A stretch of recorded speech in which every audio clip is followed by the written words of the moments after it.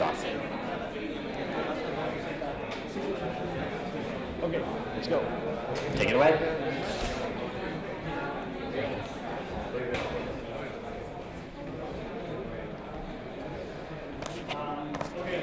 So I'm going to be very brief.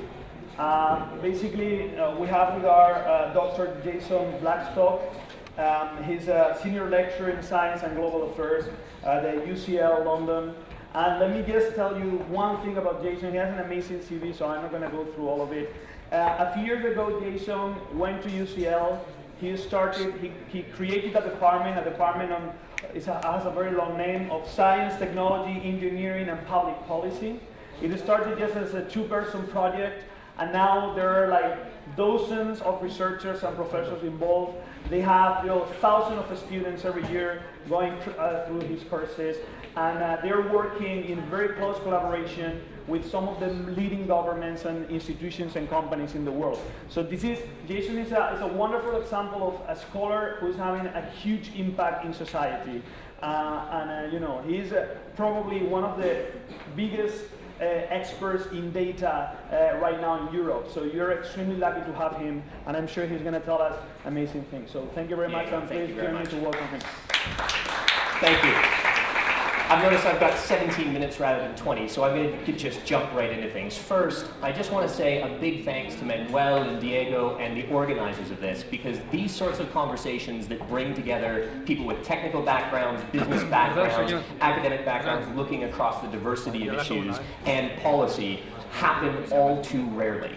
And I want to start, there are three key messages. If you take nothing else away from my talk, these are the three key messages. One, we need more of these conversations, and I'm going to come back to that and how I'm framing today's talk related to the audience here. Two, I'm going to give you a bit of a framework around data that essentially, data doesn't matter on its own. It's what we do with the data that matters. It's the algorithms that we use. It's how we connect that data and algorithms to make decisions in this world that really matters at the end of the day. And thinking about that actually leads to a lot of opportunities for entrepreneurs, for governments, for big corporations. I'll talk a little bit about that. And third, I'll talk about the role of government in all of this, and hopefully break some of the paradigms that often exist around government is just a regulator, government is just someone to cause problems and stifle innovation. So let me start with the first one. Scientists, technologists, and engineers and entrepreneurs who are involved in that space absolutely must engage more with the social, the political, and the economic dimensions. Why? Certainly there's ethical considerations, and that's important, but that's not the main reason. Certainly governments are going to care about the impact of technology. We've heard a lot of conversation about the sort of issues that can emerge today, not only from data, but from any number of technologies, and government is going to regulate and create strictures, but that's not the main reason. The main reason to talk about it in this sort of environment is because understanding the social, political, and economic dimensions of any of these technologies opens up new business opportunities. It creates new opportunities to create market value and social value, and increasingly, just based off of the last panel that we were talking about, there's going to be new opportunities for public-private third sector partnerships that address increasingly social needs, not just economic growth and technology. And let me dovetail that into the conversation about data. And let me start just with a little bit about my background. As Diego said briefly, I have an eclectic, professionally schizophrenic background. I'm a physicist by training, and I started in Silicon Valley doing quantum computing, molecular scale electronics data, and I gradually fell backwards into the world of policy and government and set up this department at UCL that has scientists, technologists, engineers, social scientists, political scientists, and a whole bunch of policymakers piled on, because the types of problems and issues that we're trying to grapple with in society today aren't ones that you can deal with on your own. And any one of those silos ends up generating great new technologies like the next generation of the iMac, but you don't end up, for example, harnessing nearly as much technical capability towards things like the UN Sustainable Development Goals. In part because there aren't as many obvious links between that technological background and the opportunity to address societal issues that generate economic value. Part of that requires changing the way we think, changing the way we train scientists and engineers. That's what we do at UCL. That's the last I'm going to talk about that for the moment, but I'm going to try and leave a few minutes for Q&A at the end. Let me move on to specifically the data point and set a little bit of framing around big data and what big data means. I've said something provocative already, which is data on its own doesn't matter.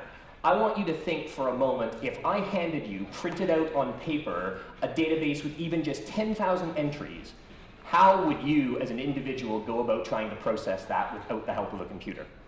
Now, 70 years ago, that actually would be a PhD thesis. You'd get 10,000 data points and you'd spend 4 years trying to crunch it and figure things out. Now, we have the capability to process massive volumes of data. And there are certainly important questions around who owns that data. Where that data comes from, often large corporations and governments are the generators of the largest data sets. But the big challenge isn't just having the data. It's using the data effectively. And so it's data plus algorithms that actually starts to give you the real capability to create intelligence, to create new information that can help decision making. And I'll come in a minute to the fact that once you start connecting that to the Internet of Things, once you connect it to robotics, once you connect it to true automation capability, you really have decisions that are actuated in the real world, possibly without human intervention. And we're already starting to see some of that emerge, for example, with automated vehicles.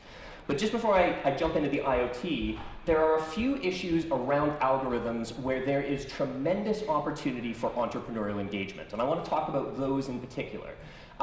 While small companies and organizations aren't going to be able to immediately own a large data set, they're not going to have the financial resources to buy big data sets, there are issues around identity and privacy, robustness, and fairness and transparency that right now governments in particular, but also large corporations are grappling with. When I say the acronym GDPR, how many of you know what I'm talking about? Okay, so GDPR is the General Data Protection Regulation, which is coming in the EU in a matter of months. And it's actually a transformation in the way, or a potential transformation in the legality of how companies of all sizes deal with data about individuals. If I can boil it down to one punchline, it's you have to protect people's identity, and if you release data sets into the real world that compromise people's identity, you are legally liable for that. Now, the challenge with that comes in the fact that, again, data on its own, if you just release data into the real world, you may have done your best to anonymize it individually. You may have done your best, for example, to take out any individual identifiers. But there are increasing studies that are looking at the challenge when not only your data set is out there, but a whole bunch of other data sets are out there. Let me give you just one example. There was a case where researchers at MIT took two different data sets that were ideally anonymized. They took out a whole bunch of individual identifier information around medical records, and their assumption was by anonymizing it using standard computer science practice, they've anonymized it so that you cannot triangulate within that data set to get individual identity. The problem is a couple of the identifiers that they left in there, because it was a medical database, include geography in the terms of zip code and date of birth. As it turns out, if you then look at the electoral records, date of birth, zip code, and name and address are available as well. It doesn't take much to be able to triangulate across that. Why do I use that as an example? The owners of those data sets are grappling with how to release that type of data into the world because, as we heard, for example, in the biotech panel, there's a huge amount of potential for that to be incredibly valuable for generating new targeted medicines for individuals.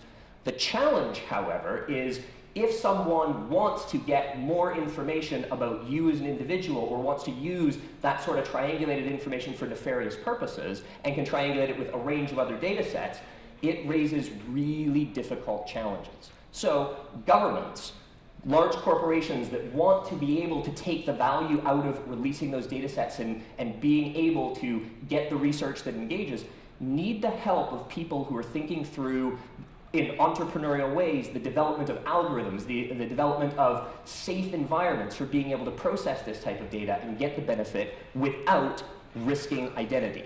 In part because the European Union is now leading in the fact that it's put GDPR out there, in the fact that you have to protect individual identity. There's going to be all sorts of, I would suggest to you that in the next 5 years, we're going to see all sorts of interesting legal challenges and a lot of money spent on lawyers trying to understand what happens when you release your data and it is part of a whole chain of other data sets that integrate to compromise identity, and how that relates to financial data, medical data, etc. There are also issues when you look underneath algorithms about fairness, transparency. When we build our data sets, particularly or our algorithms to analyze data sets, particularly using machine learning or narrow artificial intelligence that's targeted at doing very particular issues, not the robot of the future that has empathy, but very targeted development of AI, that raises a whole bunch of questions when we've programmed it about what sort of fairness, what sort of transparency is going to be available to communities that are underprivileged, for example. One example of this is in predictive policing. We've been doing a lot of work with a variety of government agencies in multiple countries who are trying to procure, for security reasons, predictive policing software. Now the challenge with that is when you start building predictive policing, what you want to know is where's the crime going to happen. And you build an algorithm that will look through all of the data that you have there. And unsurprisingly, if you build it without taking into account certain issues in cities in the US, you end up with algorithms that are very good at targeting African Americans. They don't actually look, the algorithms themselves will look agnostically at the databases, and they will look for they will end up identifying communities that have a larger proportion of African Americans living there. Now that is not actually representative necessarily of the actual crime issues, the criminality, but there's a huge issue with how to unpack the transparency and ethics of these algorithms as they get built. Again, these are issues that aren't going to be tackled by large government agencies on their own without the help of a whole range of small experiments on how to unpack and expose interpretation of these types of machine learning algorithms. There's a lot of opportunity there. The third issue that I wanted to touch on was around robustness. And I'm going to use the policing example again on that one. Policing, the use of algorithms to identify where crime happens is based on a whole bunch of historic data sets of where crime has been happening, and trying to use data that's coming in from social media, data that's coming in from other environments to look at them and say, where do we expect the next issue to arise? Now, plugging in all of that data ends up generating a new distribution of police forces. And so they end up, you use the predictive policing algorithm to determine where crime is happening, you redistribute your cops, but it doesn't take into account one basic thing. When a criminal sees a cop standing on a corner, they go to a different street. That's a pretty basic response. In other words, the criminals are going to respond faster than the algorithm is to learn what's going on within the system. The robustness of these types of algorithms to real-time data, we're still in the very beginnings of the data revolution. We're still at a stage where we have huge amounts of data that are out there. We're generating ever more data every day, but we're generating it primarily from private corporations that have a targeted interest in collecting that data for marketing purposes, and from governments that are collecting it for understandable reasons of understanding where citizens are, and some for national security reasons. But there's a lot of questions about, are we collecting the right data to answer the right questions and building the algorithms that analyze it in ways that address the social values of society, that don't just generate economic marketing opportunities, but are actually tied to things like the UN Sustainable Development Goals, where there will be market opportunities, or providing safer streets, or providing for whatever social value, social public good, plus economic value that can be integrated there. If that's the landscape, I know I didn't talk about the Internet of Things, but in the interest of time, I'm going to skip over that and just say data plus algorithms plus robotics, if you're doing decision-making in the cloud, gives you a very interesting set of new actuation capabilities that, again, requires a whole range of experiments. So in all of this, what's the role of government? The role of government that you typically think of, that most people will immediately go to, is regulation. They're going to tell me what I can do and what I can't do. Well, in reality today, most of the standards, most of the soft regulations that are emerging within data or within many of the technologies we've talked about, except biotech, are actually happening more by industry than they are by governments, for two reasons. One, industry wants interoperability. They don't want to put out a whole set of different devices or different data algorithms or different data packages that can't work together and operate across multiple data sets. So there's a strong economic incentive for private actors to coordinate and create standards and frameworks in which they are all going to operate to create new markets. Now, government does get involved in that and try and shape it, But often, government is a later player coming in, trying to convene the conversation and asking where social good is happening or not. So that's an important thing to understand about government regulation in the short term for this. But far more important in terms of the role of shaping the way in which the data revolution emerges, government is one of the big procurers, the biggest procurers of data analytics services.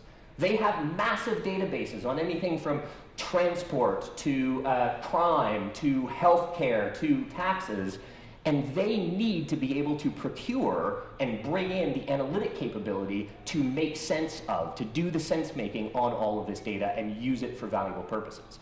With that comes a huge need for government to engage with actors that can provide that. And that's where, again, we're seeing a lot of entrepreneurial opportunities beginning to emerge, because it's rarely the large corporations that are all going to be able to address that diversity, that plethora of needs, when you have narrowly targeted AI and machine learning. So there is a lot of opportunity in this space. The other area that government plays a critical role is in creating new opportunities in new markets. And this comes not only from procuring particular services that create the generation of new technologies that fold out, but also in convening conversations around how these types of technologies can be harnessed towards social outcomes as opposed to just financial ones. Again, the UN Sustainable Development Goals are a good example of that. There's only 2 minutes left, and I did say I wanted to leave at least a minute for questions. So let me just finish with one point that relates to something that we've heard in the last couple of panels, which is what I've just provided is a framework, a very quick overview of a framework for thinking about data and thinking about the role of government. But at the end of the day, we often talk in these areas about technology roadmaps. The data that Diego had showed a little bit earlier was based on projections and roadmaps of how these technologies are going to evolve. I want to reemphasize the point of uncertainty. The whole idea of a technology roadmap makes it sound like, oh, you've got a map and you know where the road is going. It's a really piss-poor analogy for the types of future forecasting that's going on and the range of uncertainty in that space. But in coming up, in identifying, not trying to solve the large, broad problems with data privacy or identity or robustness, but honing in on targeted examples, there's real opportunities to target in on market niches that are just beginning to evolve and emerge. And oftentimes, the people who want to buy and engage in those sorts of, to purchase those algorithms and that data processing capability are still figuring out that they want to purchase it. So you have an opportunity to be able to go out there and frame and shape the way in which those technologies evolve significantly. I've got 40 seconds left. Are there any questions? Sorry about that. I thought I had 20 minutes initially. No questions. Then we've saved 40 seconds and we can move on to the panel. Thank you very much. Oh, I can talk to you afterwards.